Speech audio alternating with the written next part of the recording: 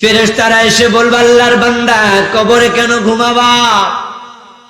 হাদা মা ওয়াদার রহমান। রহমান কে? আরে কথা কইব না রে। রহমান কে? ফেরেশতারা সেদিন আল্লাহ বলবে না, খালেক বলবে না, রহমান বলবে। অথচ আমরা জানি কিয়ামতের দিন আল্লাহর পরিচয় হবে কাহ্হার, ঠিক না? লিমানিল মুলকুল ইয়াউম লিল্লাহিল ওয়াহিদিল কাহ্হার। কিন্তু যে জান্নাতি আল্লাহ তার জন্য কাহ্হার হবে না। সুবহানাল্লাহ। সূরা ফাতিহাতে আপনারা পড়েছেন আর রহমানির রহিম। আল্লাহ বড় দয়ালু, বড় প্রেমময়। রহমান শব্দের মূল অক্ষর রা হা মিম, রহিম এই শব্দের মূল অক্ষর রা হা মিম। রহমানের মাঝে 5 অক্ষর, রাহিমের মাঝে 4 অক্ষর। মূল কিন্তু একটাই, মাদ্দা হলো রা হা মিম। রহমত থেকে রহম, রহমত ভালোবাসা, দয়া, একই শব্দ থেকে এসেছে। পরপর 2টা শব্দের অর্থ একরকম হলে আল্লাহ পরপর 1-2টা আনতেন না। তাই মুফাসসিরগণ বলেন রহমানের মাঝে অক্ষর একটা বেশি, তাই এর মাঝে দয়াও থাকবে বেশি। রহিম মানে রাহিমুন ফিদ দুনিয়া, রহমান মানে রহমানু ফিদ দুনিয়া ওয়াল আখিরা। সুবহানাল্লাহ পড়ে। কি আওয়াজ বাড়ে না? বাড়াই দে বেটা। আমার বন্ধু, আল্লাহ তাআলা দুনিয়াতে রহমত ওয়ালা, আখিরাতে রহমত ওয়ালা। আওয়াজ করে বলুন তো, আখিরাতের রহমত ফেরাউন পাবে? নমরুদ পাবে? আবু জেহেল পাবে? কিন্তু ফেরেশতারা আপনি যখন ঘুম থেকে উঠে বলবেন কে জাগাইলা, ফেরেশতা এসে রহমানের কথা স্মরণ করাবে। হাদা মা ওয়াদার রহমান। সুবহানাল্লাহ, সুবহানাল্লাহ, সুবহানাল্লাহ। ও মিয়া কবরে ঘুমাবা কে? রহমান না ওয়াদা করেছে তিলকাল জান্নাতুল্লাতী নুরিসু মিন ইবাদিনা মান কানা তাকিয়া। আমি তো তোমার মতো মুত্তাকি মুমিন বান্দার জন্য জান্নাত বানায়া রাখছি। আওয়াজ করে বলুন তো, জান্নাত আল্লাহ বানাবেন না বানায়া ফেলছেন? তো আল্লাহ কয় আমি তো জান্নাত বানায়া রাখছি, তো তুমি কবরে ঘুমাইবা কেন? রহমান না ওয়াদা করেছে তোমাকে জান্নাত দেবে, তাই ইসরাফিল সিংহায় ফু দিয়া তোমার ঘুমটা ভাঙ্গা তোমারে জাগাইছে। ওয়া সাদাকাল মুরসালুন, রাসূলরা ওয়াদা করেছে মুমিনদের জন্য জান্নাত আছে। আজকে সেই ওয়াদার বাস্তবায়ন হবে, তাই ঘুম থেকে তুলে দিছে। আমার ভাইরা, মুমিন ঘুম থেকে উঠবে, আল্লাহর জান্নাত আল্লাহ মুমিনকে দেবে।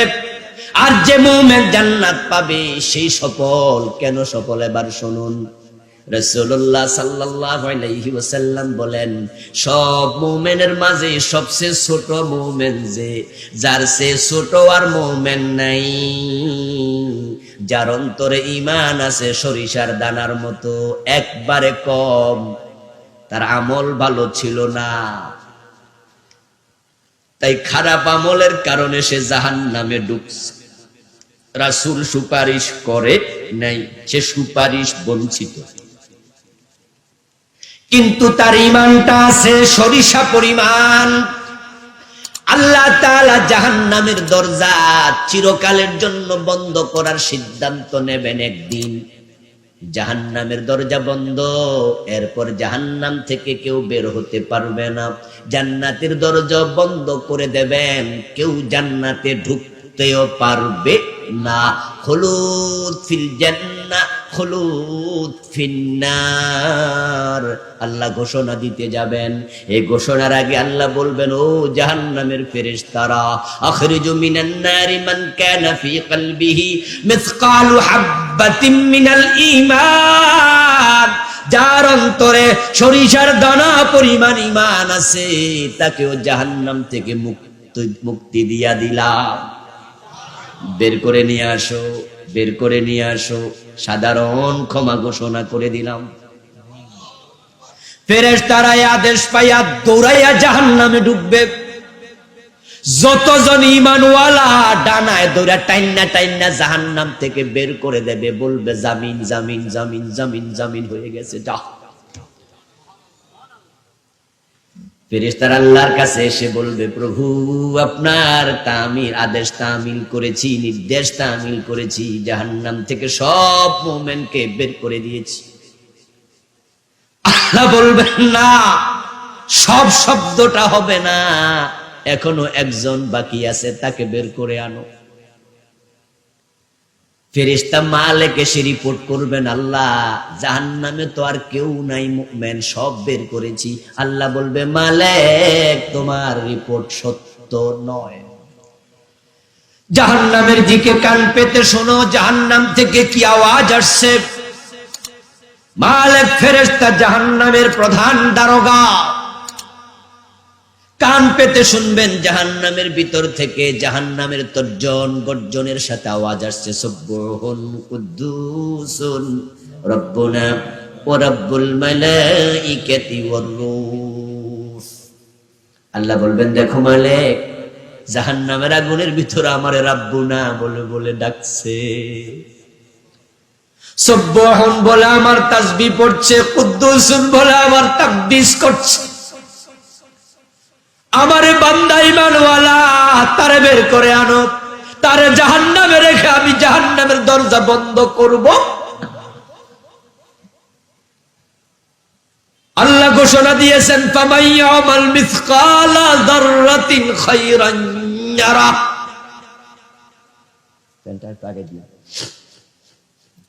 যার অন্তরে যাররা পরিমাণ যার আমলনামায় ভালো কাজ থাকবে, সে সেটাও দেখতে পাবে। ঈমান সর্বশ্রেষ্ঠ ভালো আমল, সুতরাং তার অন্তরে সরিষা পরিমাণ ঈমান আছে, এটার প্রতিদানও আমি তাকে দেব, আমি কোরআনে ওয়াদা করেছি। তাই ঈমান এত দামি নিয়ামত, এটা যার আছে তার কপালে একদিন না একদিন জান্নাত আছে। মালিক ফেরেশতা শব্দ অনুসরণ করে করে জাহান্নামের ভিতরে যাইয়া দেখবেন, যেখান থেকে শব্দটা আসতেছে সেখানে কোনো মুমিন নাই, কোনো মানুষই নাই, শুধু জাহান্নামের কিছু কীটপতঙ্গ পড়ে আছে।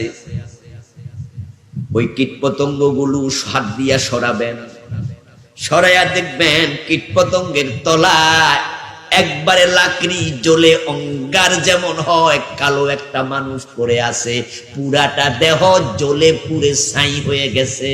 ইল্লা আসরাস সুজুদ, ওই লোকটা মাঝে মাঝে জুমার নামাজ পড়তো, নামাজ দিয়ে ওয়াক্ত পড়তো, অপরাধী ছিল কিন্তু নামাজও মাঝে মাঝে পড়তো, ওর সিজদার জায়গাটা আগুন খায় নাই।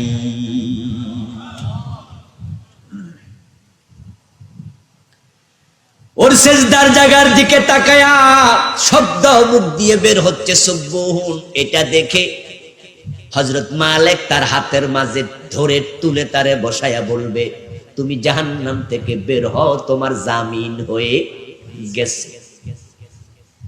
قال النبي صلى الله عليه وسلم يخرج من النار حبوا। সহিহ মুসলিমের হাদিস, তিরমিজির হাদিস। আল্লাহর হাবিব বলেন, সে জাহান্নাম থেকে বের হবে, কিন্তু বের কেমনে হবে বলই তো নাই। জীর্ণ শীর্ণ, একবারে ক্ষীণকায়, একবারে অঙ্গার সম কালো, মাংস মাংস কিচ্ছু নাই, হাড্ডি আর হাড্ডি, তাও জ্বলে পড়ে ছাই, বের হতে পারবে না হেঁটে। তাই সে তার পাছার উপরে নিবন্ধিতম্বের উপরে ভর দিয়া হামাগড়ি দিতে থাকবে, ক্রলিং করবে। সে হামাগড়ি দিতে দিতে দিতে দিতে জাহান্নামের দরজা দিয়া বের হবে। ফেরেশতারা তাকে জান্নাত জাহান্নামের মাঝখানে একটা ঝর্ণা আছে, কূপ আছে, তার নাম নাহারুল হায়াত। ওই কূপের মাঝে গোসল দিতে বলবে, সে কূপে নামবে, ডুব দেবে, মাথা তোলার সাথে সাথে জান্নাতি সুটাম দেহের অধিকারী সুপুরুষ হয়ে যাবে। এবার ফেরেশতারা তাকে জান্নাতে যেতে বলবে, সে জান্নাতে যাবে। যাওয়ার পরে সে দেখবে জান্নাতে যত বাড়িঘর আছে সব দখল হয়ে গেছে। আগে যারা এসেছে তারা আগে দখল করে ফেলেছে। বিশাল গেট, গেটের মাঝে নাম লেখা আবু বকর, ওইটাতে ওমর, ওইটা ওসমান, ওইটা আলী, ওইটা তালহা, ওইটা জুবায়ের। হেঁটে হেঁটে দেখে বলবে, আল্লাহ জান্নাতে আসতে দিলা, বুঝে একটু জায়গা দিবা না? قال النبي صلى الله عليه وسلم يتخيل إليه أنها ملاء। তার কাছে মনে হবে জান্নাত পরিপূর্ণ, বাড়িঘর দখল, আমারটা নাই। সে তিনবার বলবে, আল্লাহ আমার জায়গা কই? আল্লাহ বলবেন, তামান্না, তাহলে তুমি চাইয়া নেও কতটুকু লাগবে, তুমি বলো। তখন তার কাছে জাহান্নামের কথা মনে হবে, কি মাইর হেয়ানে খাইছিলাম। ওখান থেকে আল্লাহ তাআলা দয়া করে মুক্তি দিছে, এটাই তো বড় পাওনা, বেশি চাই কেমনে? তাই সে লাশ শরমে কইব, আল্লাহ এই সামান্য একটু দিলে দেও, আমি খুশি, আর বেশি চাই না। রাসূল সাল্লাল্লাহু আলাইহি ওয়াসাল্লাম স্বাভাবিকত মুস্কি হাসি দিতেন, কিন্তু এই হাদিস বলার সময় বিশ্ব নবী এত জোরে হেসেছেন তার মাড়ির দাঁতও দেখা গেছে। রাবি বলেন, ওই লোক যখন বলবে আল্লাহ সামান্য দিলে আমি খুশি, আল্লাহ তখন বলবেন, বান্দা কাদ আফলাহাল মুমিনুন, তুই তো মুমিন, তুই সফল। কম দেব কেন রে? ফা ইন্নালাকা মিসলাদ দুনিয়া ওয়া আশরা আমসালিহা, আমি তোর জন্য জান্নাতে দুনিয়ার মতো 10 দুনিয়া জায়গা রেখেছি।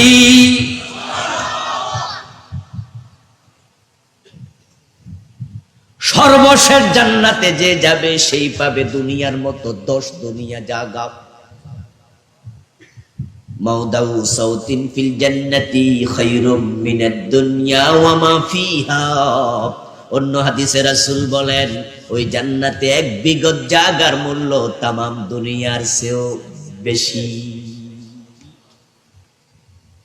ইন্না ফিল জান্নাতি মিআতা দারাজা মা বাইনা কুল্লি দারাজাতাইনি কামা বাইনাস সামাই ওয়াল আরদ। সবচেয়ে ছোট জান্নাতের বিল্ডিং যেটা হবে ওটা হবে 100 তলা উঁচু।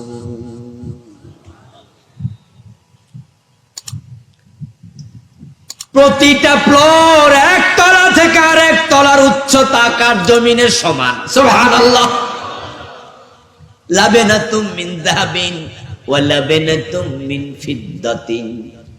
ওই বিল্ডিং আল্লাহ বানাবেন, একটা ইট হবে স্বর্ণের আর একটা ইট হবে রূপার তৈরি। জান্নাতান মিন যাহাবিন আনিয়াতুহুমা ওয়া মা ফীহিমা ওয়া জান্নাতান মিন ফিদ্দাতিন আনিয়াতুহুমা ওয়া মা ফীহিমা। ওই জান্নাতের ভিতরে বাটি গটি পান পাত্র সোফা খাট যত জিনিস আছে সব হবে স্বর্ণের তৈরি, সব হবে রূপার তৈরি। মা ফিল জান্নাতি মিন শাজারাতিন ইল্লা ওয়াসাফুহা মিন যাহাবিন। ওই জান্নাতে যে গাছ গাছালি হবে গাছগুলো হবে স্বর্ণের তৈরি। ওয়ালাকুম ফিহা মা, আমার সাথে পড়ুন যারা পারেন, ওয়ালাকুম ফিহা মা তাশতাহি আনফুসুকুম ওয়ালাকুম ফিহা মা তাদউন নুজুলাম মিন গফুরির রহিম। একটা বার জোরে বলেন সুবহানাল্লাহ। আল্লাহ বলে জান্নাতে তুমি যা চাইবা তাই পাবা। তোমার চাওয়াটা তুমি মুখ দিয়ে বলাও লাগবে না, তোমার চাওয়াটা অন্তরে থাকতে থাকতে তোমার পাওয়াটা হাজির হয়ে যাবে।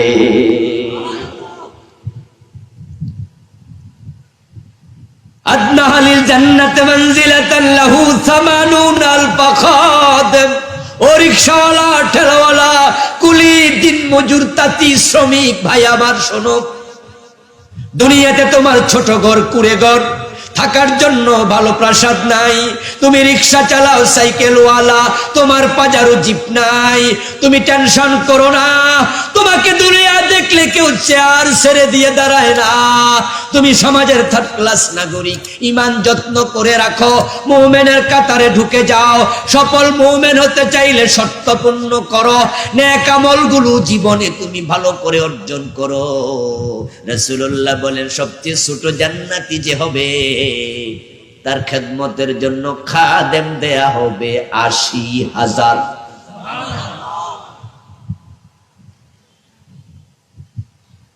ইসনাতানি ওয়া সাবউনা জাওজা, তাকে হুর দেয়া হবে কমপক্ষে ৭২টা। সুবহানাল্লাহ। সবচেয়ে ছোট জান্নাতি খাদেম ৮০,০০০। আপনাদের এলাকার চেয়ারম্যান সাহেবের খাদেম কয়জন? মেম্বার সাহেবের কয়জন? এমপি সাহেবের কয়জন? আপনি তো ভাবতেছেন আরে আমি কিচ্ছু হইতে পারলাম না, মেম্বারও না, চেয়ারম্যানও না, এমপিও না, ওই যে বিশাল ৩ তলা বিল্ডিং এর মালিকের মতো বড় লোকও না, আমার তো কোনো চাকর বাকর নাই, বরং আমি হই মানুষের চাকর, আমি বুঝি ঠকে গেছি। আমি বলবো না না, তুমি ঠকো নাই, ঈমান আমল করো, তোমার খেদমতের জন্য খাদেম দেয়া হবে ৮০,০০০, যেটা পৃথিবীর কোন মানুষের হতেই পারে না। জান্নাতের উপরে বিশ্বাস আসেনি নাকি আমি কিছু কাহিনী বাহিনী শুনাইতেছি? সুবহানাল্লাহ করেন। জান্নাতের যত নিয়ামত আল্লাহ একটা বানানোর বাকিও রাখে নাই, সবগুলো বানায় রাখছে। সুবহানাল্লাহ। এখন শুধু আপনি যাওয়ার দেরি।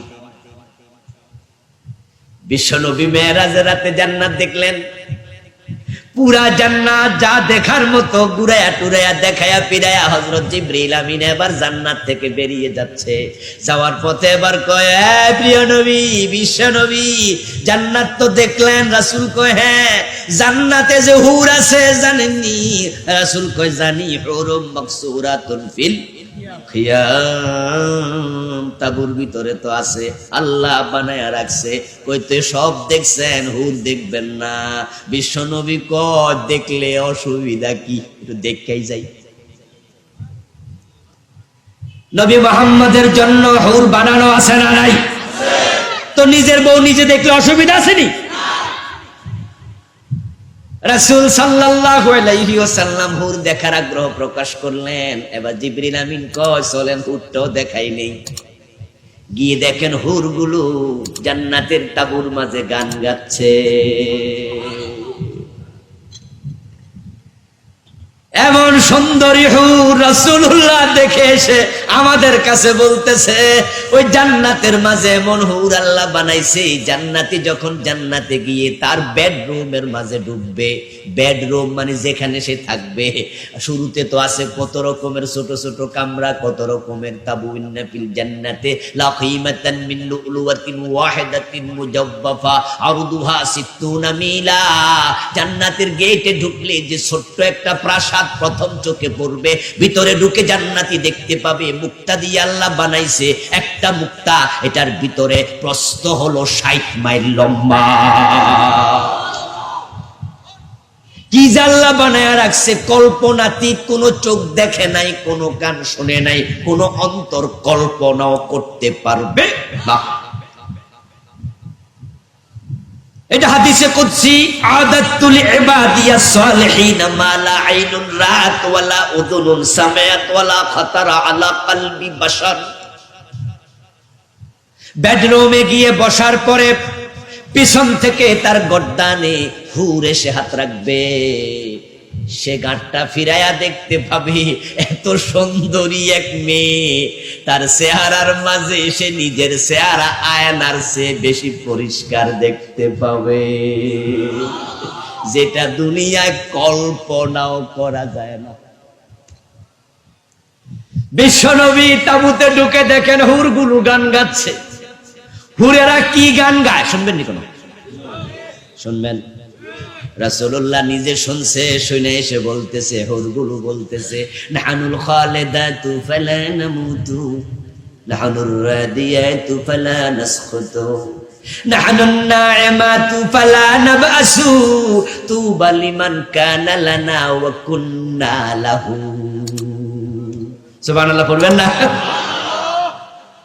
আপনারা যারা জান্নাতি, আপনাদের হুরেরাও জান্নাতের তাবুতে, কাম নাই তো গান গাইতেছে।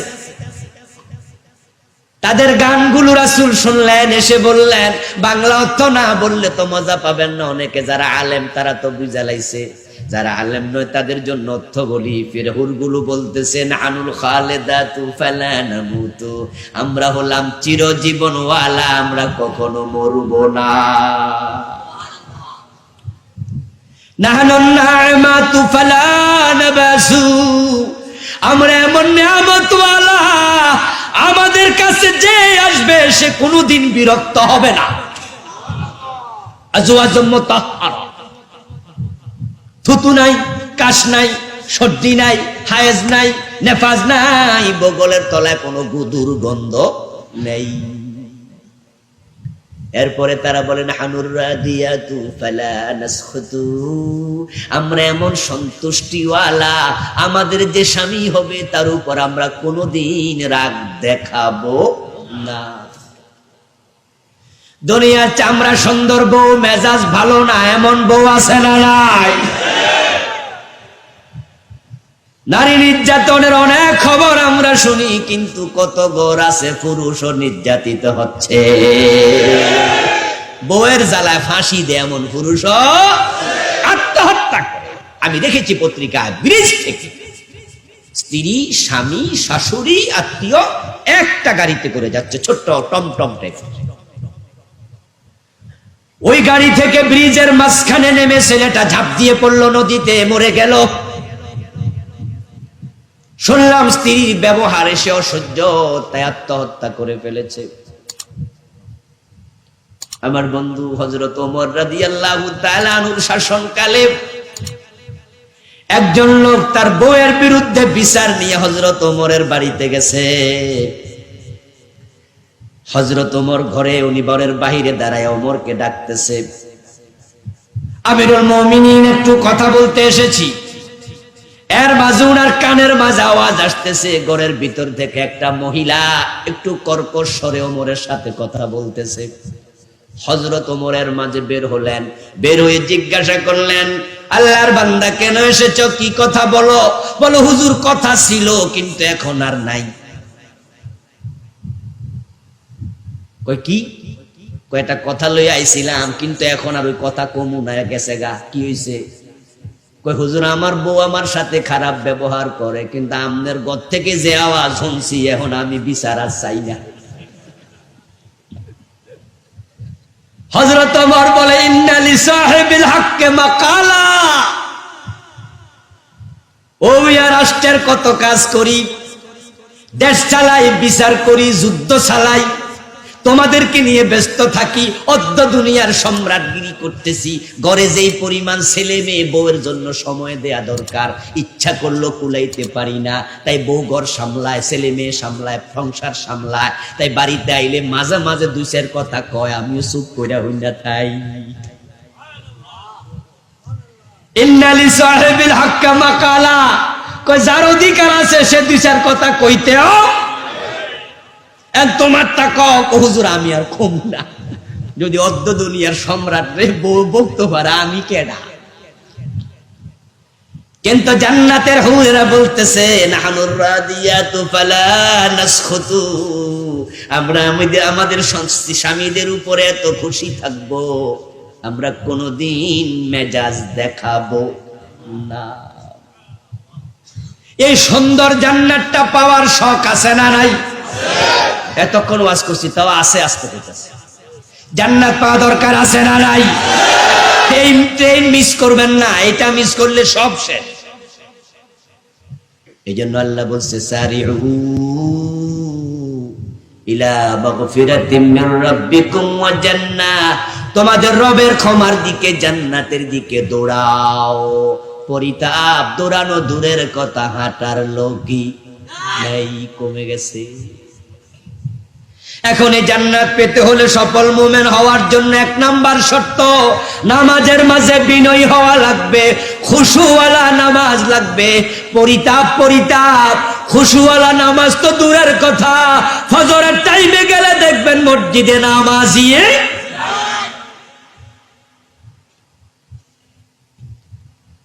কোন মসজিদে 2 কাতার, কোন মসজিদে 1.5, কোন মসজিদে 1, কোন মসজিদে হাফ, এমন মসজিদও আছে ইমাম আর মুয়াজ্জিন ছাড়া মুসল্লি নাই। ফজরের আজানটাও হয় না, গ্রাম অঞ্চলে এমন মসজিদও আছে। সপ্তাহে শুধু একদিন জুমার দিন যায় আর ওয়াক্তিয়া নামাজি পড়ে না, মসজিদের দরজা লাগানো। অথচ বন্ধু, যে ব্যক্তির নামাজ নাই তার ঈমানটাই নাই, কিসের জান্নাত? সহিহ মুসলিমের হাদিস, কালান নবী সাল্লাল্লাহু আলাইহি ওয়াসাল্লাম, ইন্না বাইনাল মারই ওয়া বাইনাল কুফরি তারকাস সালাহ। একজন ব্যক্তি মুমিন না কাফের তার পার্থক্য নামাজ, পার্থক্য শুধু নামাজ, পার্থক্য শুধু নামাজ। তোমার দাড়ি নয়, তোমার টুপি নয়, তোমার পাঞ্জাবি নয়, তোমার পাগড়ি নয়, তোমার পরিচয় ইমানদার যদি হও, পরিচয় হলো নামাজ। টুপি থাকুক, দাড়ি থাকুক, নামাজ না থাকলে ঈমান থাকবে না।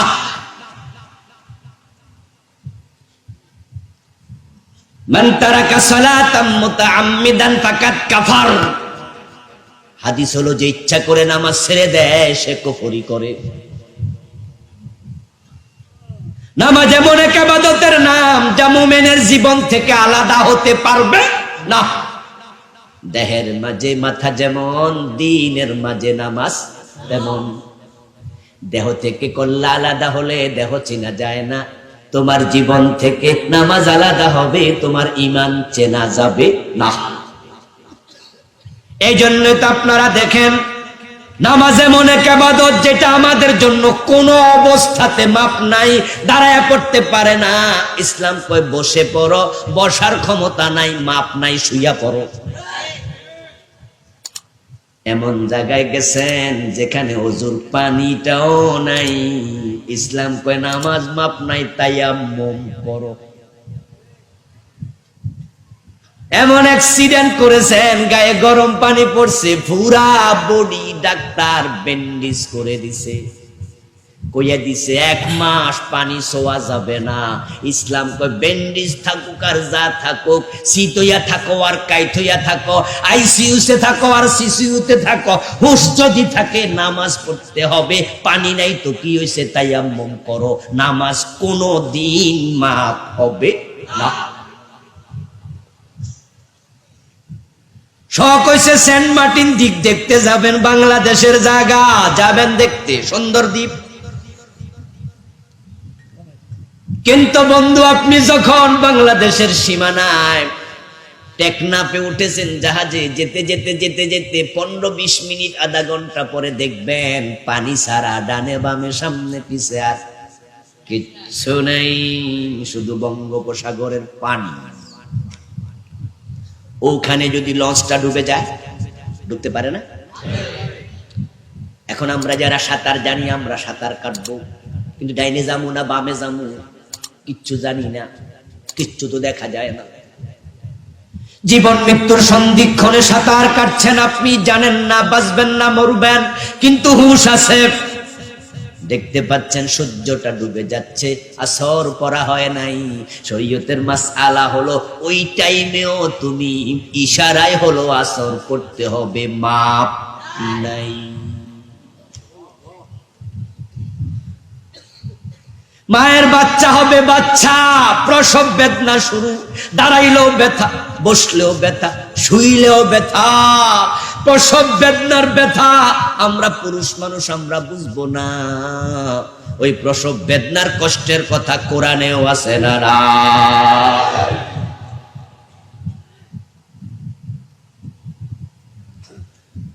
ওই প্রসব বেদনায় ব্যথিত মা এখনো হায় নেপাসের রক্ত ভাঙে নাই, পানিটা ভাঙে নাই, কিন্তু ব্যথায় কাতরাচ্ছে। যদি নামাজের টাইম চলে যায়, মাসালা হলো মা তুমি দাঁড়ায়া না পারলে বসো, বসে না পারলে শুয়া হলো নামাজ পড়ো, তখনও মাপ নাই। কারণ নামাজ তোমার ঈমানের সার্টিফিকেট। নবী মুহাম্মদ সাল্লাল্লাহু আলাইহি ওয়াসাল্লাম বলেছেন, আমার উম্মতদেরকে আমি সুপারিশ করে জান্নাতে নেব। মা আয়েশা বললেন, কেমনে? কোটি কোটি মানুষের মাঝে উম্মত চিনবেন কেমনে? বিশ্ব নবী বলেন, ইন্নাহুম ইউদাউনা ইয়াউমাল কিয়ামাতি গুররান মুহাজ্জালিন। আমার উম্মতকে আমি চিনতে পারবো কারণ তাদের ওযুর জায়গা থেকে নূর চমকাতে থাকবে। ওই নামাজ খুশু খুদু আলা হওয়া লাগবে। না হয় কিছু নামাজি আছে যারা জাহান্নামী, যেটা শুরুতে বলেছিলাম, ওয়াইল দুজকে যাবে, নামাজ পড়ে কিন্তু খুশু খুদু নাই। খুশু খুজুর কি ব্যাখ্যা? এক নম্বর ব্যাখ্যা, সাল্লু কামা রাআইতুমুনি উসাল্লি। দুই নাম্বার ব্যাখ্যা হলো এমন নামাজ পড়বা যে নামাজের মাঝে তুমি আল্লাহর কাছে চলে যাইবা। এমন নামাজ পড়বা যে নামাজের মাঝে 13টা ফরজ আর কানা হাকাম, 14টা ওয়াজিব, একটাও বাদ পড়বে না। এমন নামাজ পড়বা নামাজ থেকে মন দূরে দিবা না। এমন নামাজকে খুশু খুদু বলে যে নামাজে মানুষ দাঁড়াইলে আল্লাহর কথা স্মরণ হয়, আল্লাহকে সামনে রেখে নামাজ পড়বে। أن تعبد الله كأنك تراه وإن لم تكن تراه فإنه يراك। এখন নামাজের এক নাম্বার খুশু হলো রাসূলের মতো হওয়া লাগবে। রাসূল নামাজ পড়েছেন যেভাবে, আমাদেরও পড়তে হবে সেভাবে। প্রশ্ন যদি করা হয় আপনি নামাজ শিখবেন কার কাছে, উত্তর দুনিয়াতে মাত্র একটা, সেটা হলো সাল্লু কামা রাআইতুমুনি উসাল্লি। আমি নবী মুহাম্মদের কাছে। বিশ্ব নবী নামাজ শিখেছেন কার কাছে? উত্তর হলো জিবরাইল আমিনের কাছে। নামাজ ফরজ হওয়ার পরে জিবরিল আমিন বিশ্ব নবীর ইমামতি করছে 2 দিন 10 ওয়াক্ত। সহিহ বুখারীতে আছে, ক্বালান নবী সাল্লাল্লাহু আলাইহি ওয়াসাল্লাম, আম্মানি জিবরিল ইনদাল বাইতি মাররাতাইন। জিবরিল আল্লাহর কাছ থেকে নামাজের নিয়ম শিখে আমার কাছে এসে আমার সামনে দাঁড়ায়া আমার ইমাম হইয়া 2 দিন কেমনে রুকু, কেমনে সিজদা, কেমনে কেরাত, কেমনে তাসবিহ সব আমারে শিখাইছে। এখন তোমরা নামাজ পড়ো সেইভাবে। আমি নবীকে পড়তে দেখো যেভাবে। আপনাদের সবার কাছে আমি একটু আরজ করি, জবাব দেন। রাসূল কিভাবে কোন নামাজ পড়ছে হাদিসের কিতাবে সব আছে না নাই? কিন্তু আমরা হাদিস থেকে নামাজ শিখিনি, আপনিও শিখেননি, আমিও শিখি নাই। আমরা নামাজ শিখছি কার কাছে? এক নাম্বার হলো আমার মা আমার বাবার কাছে, দ্বিতীয় নাম্বার মক্তবের হুজুরের কাছে। আমার বয়স যখন 2.5 বছর 3 বছর, ঠিক আপনিও তাই। আমার মা নামাজে খাড়াইছে, বাবা খাড়াইছে, আমি হাফ প্যান্ট ছিল অথবা হাফ প্যান্টটা পরি নাই, মায়ের পাশে ল্যাংটা ল্যাংটা নামাজ শিখেছি। নামাজে দাঁড়াইছি, দাঁড়ায়া আব্বার দিকে চাইছি, আব্বা মুখ নাড়ে আমিও নাড়ছি। আব্বা রুকুতে আমিও রুকুতে। আব্বা যখন সেজদায় গেছে আমি সেজদায় যাই আস্তে করে মাথা তোলা দিয়া চাইছি আব্বা আছে না উঠছে।